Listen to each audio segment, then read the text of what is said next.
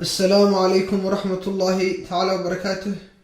And dear students, this is Teacher Adam, and this is our 17th lesson. So today we're going to talk about feelings. In the previous lesson we've introduced some words or vocabulary about feelings. And today we're going to make sentences, inshallah. We're going to use sentences with the words that we have learned. And I say all of you welcome. Let's get started. هذا شرفت بدنا نحليها كسر هذا. وعشر كرة صلي جميع عشر هنقول هذا يعني أريال حريرة Dareemayaasha maanta waxaan dhigan doonaa insha Allah jumlado iyagoo jumladaha. Marka aan bilowno cashirka. I am angry. I am angry. I am angry. I am angry. I am angry. I am angry waxa weeye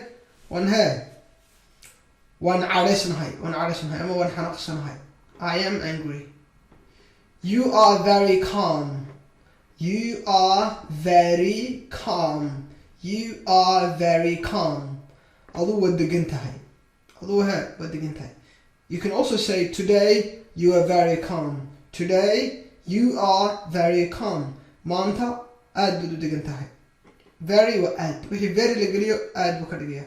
Aduu maanta aad baad u degan tahay. We are shocked. We are shocked. We are shocked. Waan naxsanahay. Naxsanahay. Shock yaabna oo loo isticmaala, yaabidna oo loo isticmaala, yaabid. We are shocked. Waan yaabanahay. Waan hanfariirsanahay. Inta dhan macnahaas oo dhan wuu noqonaya. We are shocked. We are shocked. They are very shy.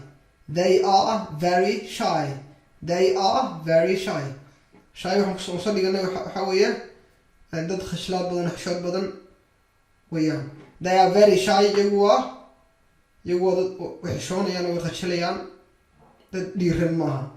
They are very shy. They are very shy. He is very worried. He is very worried. Worry waa warwarsan ama walacsan. He is very worried. Isagu wuu walacsan yahay. He is very worried. He is very worried. He is very worried. She is quite sad. She is sad. Haddaan idhahdo quite aan ka reebo waxaan odhan she is sad. Iyadu way murugaysan tahay. Quite marka xogaa way yar murugaysan tahay. Marka murugadii buu yaraynaya. Quite murugadii buu yaraynaya. She is quite sad. Iyadu xogaa way murugaysan tahay.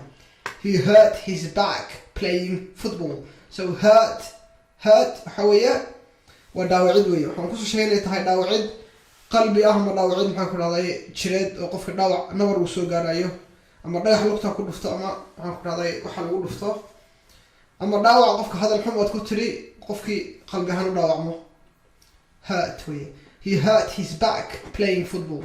He hurt his back playing football.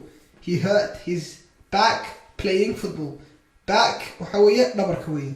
Marka dhabarku ka dhaawacmay isagoo ciyaaraya kubadda cagta isagoo ciyaaraya. So kubadda ciyaaraya ayaa maxaan ku dhahday ka dhaawacmay dhabarka. He hurt his back playing football. Did you hurt yourself? Qofba maxaan ku dhahday isagoo ordaya nabar baa ku dhacay ama dhagax buu lugta ku dhuftay, wuu turaanturooday. Marka qofka su'aal baad weydiinaysaa. Did you hurt yourself? Ma dhaawacantay?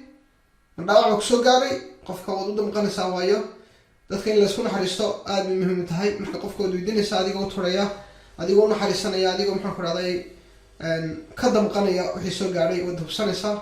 Ama ilmo yar ha ahaado ama qof weyn ha ahaado, iscaawintu aad bay wanaagsan tahay. Did you hurt yourself? Did you hurt yourself? Miyaad dhaawacmatay? Ma dhaawac ku soo gaaray? Qofka markuu dhulka ku dhaco ama kufo wixii lamid ayaa loo isticmaalaa.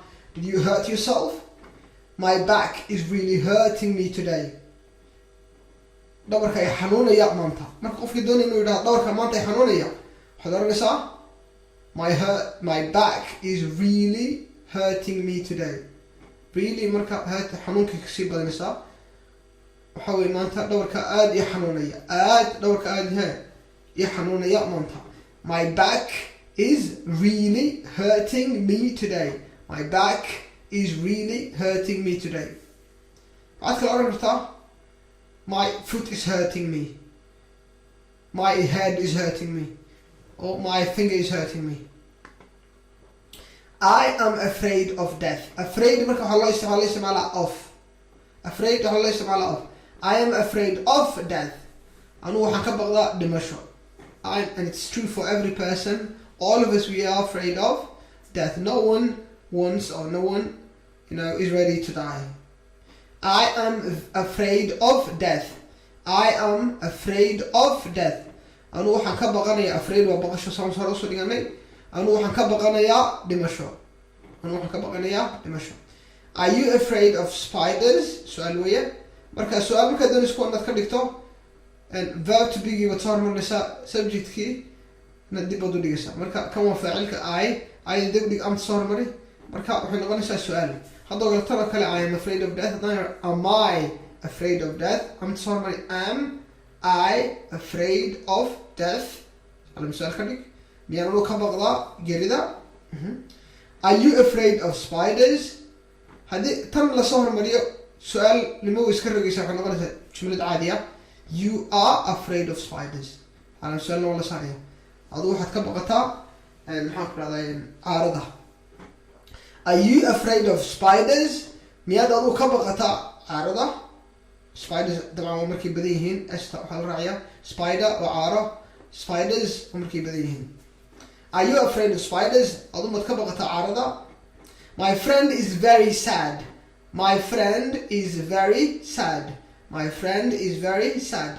Saaxiibkay aad buu murugaysan yahay. My friend is very sad. Saaxiibkay aad buu murugaysan yahay.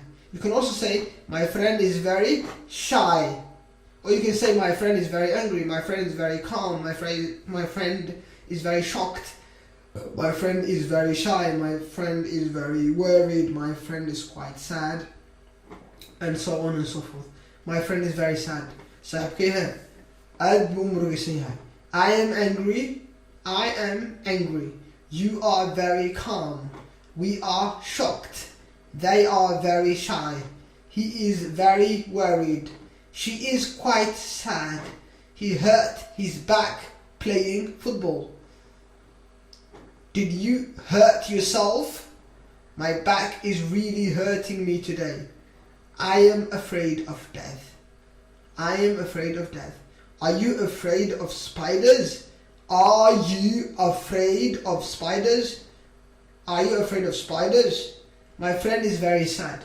Marka ardayda waxaan ka codsanayaa casharada inaad qortaan haddii la yidhaahdo deetana intaba aad ku hadasho aad xifdido aad maxaan ku dhahday ku celceliso aad maxaan ku dhahday dee aad qabato waayo inta dad qaybto luuqad badan baad garanaysaa qof badan waxaad garanaysaa I like you aduun ka helaa you're very calm. Oh, today I'm very shocked. Iyo wix lamida. Marka intaad barato dhaqangeli. Iska soco horan. Marartu wala adri sax maaha. Waan maray waan soo dhigtay haddana ma garanay sax maaha.